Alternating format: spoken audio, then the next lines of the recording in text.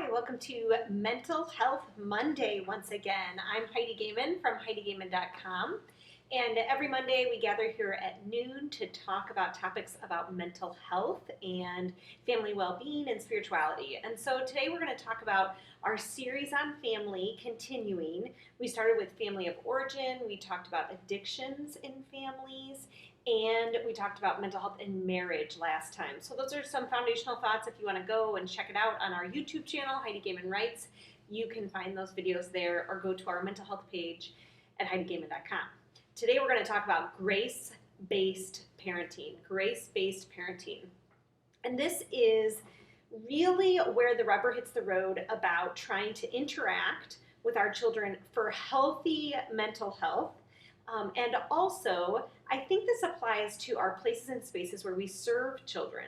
So considering how our relationships are designed in order to fill children up, in order to bring the love of God to them and to bring a sense of safety and well-being to them so that they can have positive mental health.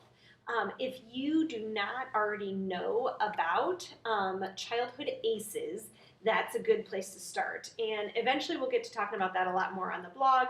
And when I do my family retreat, it's definitely something that I want to bring to the table for families. But childhood ACEs are these adverse childhood experiences that kids go through that we know from research greatly impact their mental health. And so these are also coupled with positive childhood experiences or preventative factors, we call it, preventative factors, and good parenting. And when I say good, I mean parenting that offers a sense of safety, in particular to children, is one thing we know that hugely impacts a child's mental health as a preventative factor.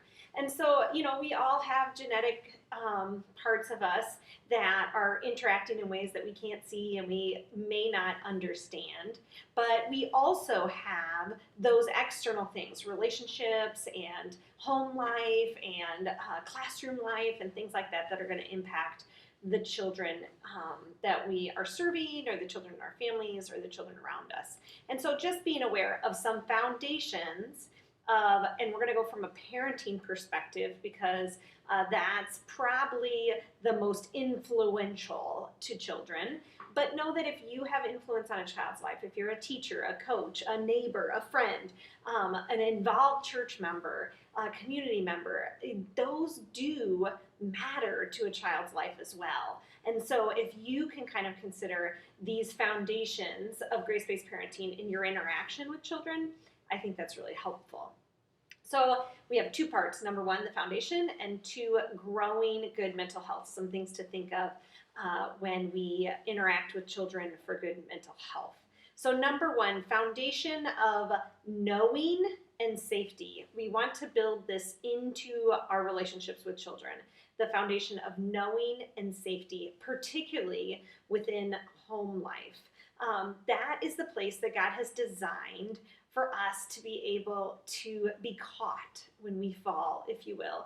The place that we really learn what forgiveness is and what grace means, what accountability is, and what sin and evil and all those things mean for our lives. It gives us a place where we can begin to ask questions and get some understanding about this giant world around us when we're little and as we grow.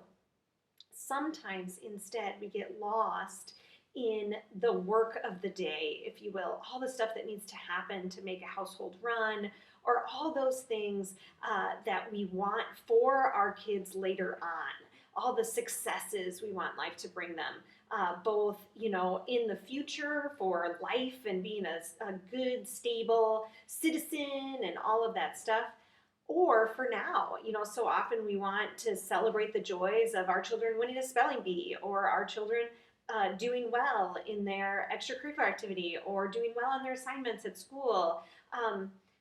We have to take those things and understand that while those are good things, they aren't the purpose of relationship. And so we need this foundation to have our homes be grace-based, which is knowing one another, just getting to know who we are as people, helping children sort that out for themselves, getting to know each other in relationship, The Gottmans at Gottman.com call this building love maps, where we understand what is really important to one another and we encourage that and we build belief systems and structures together. We are transferring our beliefs onto our children. We're, sharing them with them. They, at the end of the day, they may take it and they may not as adults, but we, of course, want to fill our homes with those things that we believe, teach, and confess. But also, just as God gives us the freedom of free will, when they are adults, not when they're 7, not when they're 14, and not when they're 17, but when they are adults, moving to that place where we have to be able to accept that they may or may not hold those things to them. And is our relationship with them a place of grace where that can happen, where we can express, because we know them and we have safety in this relationship and they know us and they experience safety in this relationship, how we feel about that in honesty and care and affection. That you can see will serve us well when we build the foundation of knowing and safety very early on through childhood, up through adulthood, young adulthood, being able to then have open and honest conversations about all the stuff we've built up so that we can grow in them together as a family when we're young, and then when we are adults, bringing them into our own families. Some things will take, some things will leave, things like that. So I know we just talked about a lot of meat in a short period of time, but understand that there is a reciprocity to knowing one another and giving our children a space to get to know us, and deciding what stories we share with them, and how we help them understand who we are as people, not just as parents and loved ones, but then also giving them that space to learn about themselves, to grow in themselves. That is really healthy for a child's mental health. One thing that research shows us is that children's ability to experience trauma and be resilient to it, which means like walk through it and come out the other side and be able to walk into life healthy from there, is that not that the children can tell their story, but that their parents are able to tell their story. And so we can see in that children learn very quickly from us being able to deal with our stuff, how then to deal with their stuff.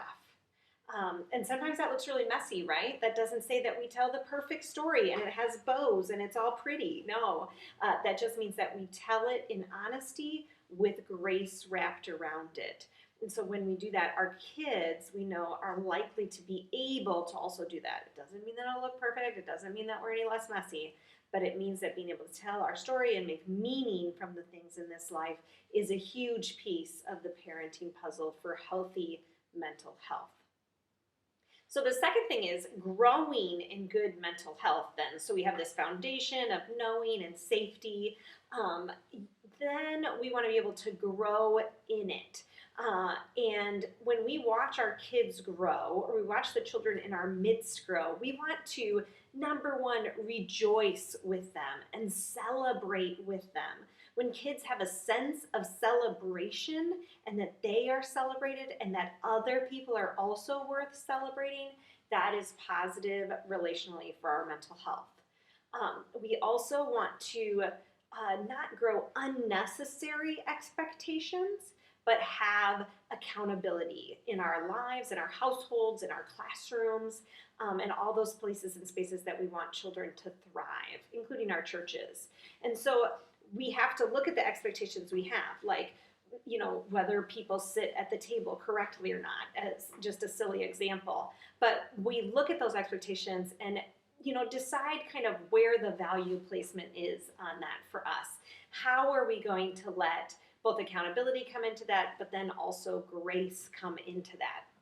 So if there are areas of our lives where we have expectations that lack grace, we want to put it into those expectations so that children have this fuller understanding of what grace is, and that will lessen the burden of life in the world and everything that weighs so heavily on their mental health. We see a lot of anxiety in kids. In this world, it is a hard place, and we don't want to shy away from conversations about that.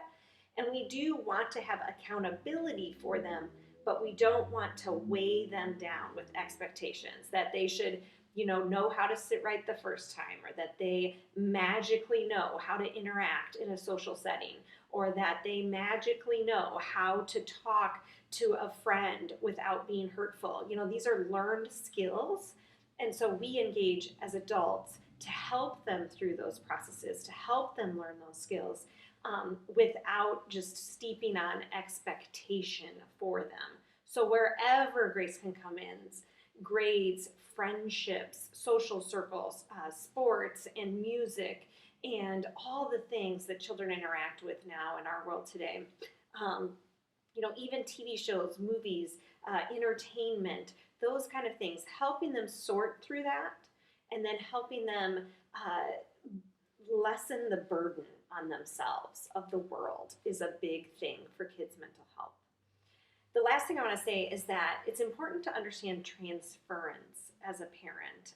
And I think this is even true in our churches. Since churches are families, there can be a lot of transference that happens. So considering if I have a big emotion, especially if I have a big thing in my life that's just sitting here and it's evident, I need to be careful that I don't transfer that on to my child or transfer that on to the people in my midst. I think this happens a lot with anxiety and especially with friendship struggles, where I see parents, and I have done this myself, so I have no judgment, but where we have some kind of big emotion, we feel anxious about something, and so we give that to our children. Like we transfer the anxiety onto them, and that doesn't lighten anybody's burden, does it? And it happens really easily. It's sometimes something that feels a little out of our control because, anxiety kind of just lives in us and lives in the room. But we do want to be aware of it and understand when we're evaluating our children's experience and evaluating what we're experiencing as a family, considering what is our stuff and considering what is their stuff, and taking care of our stuff in order to lighten the burden of what they're taking on as their stuff is really important. And like I said, I see that especially in areas of anxiety and then in friendship, when we as adults struggle to have meaningful friendships, or we've been let down by friendships or been disappointed. We kind of look for things within a child's world in a way that is not really helpful for them. And we want desperately in this place to help them. But sometimes our own stuff gets in the way. And so that's one reason, we as adults, we seek therapy, we do the things, we ask for pastoral care, we read our Bibles, we get some education in books and things to be able to have a lens to help our child view the world. And that means we have to dive into our own internal and external world as well. If anybody has any questions about grace-based parenting, I'd love to hear from you. So go ahead and throw them up in the comments. We were going to do a segment on kids and mental health for the next month, but I did move that to our series for next school year, if you will, the next blog year, if you will, that will go with our like overarching series of development. And so that's just to be able to streamline and be able to help you guys get the best possible product, really, for Mental Health Mondays and the podcast and the blog, too. So I want to be able to do more research on that. And so we are going to move on to our grief series next for our upcoming mental health episodes, Mental Health Monday episodes, as well as on the blog and articles in the next few weeks. You can look for that to start coming out. Thanks for joining me. If you have any questions, you can always contact me on the About page at HeidiGaiman.com, and follow me on Facebook, Instagram, Snapchat, and Twitter. Those are all my social medias. All right, I'll see you next time.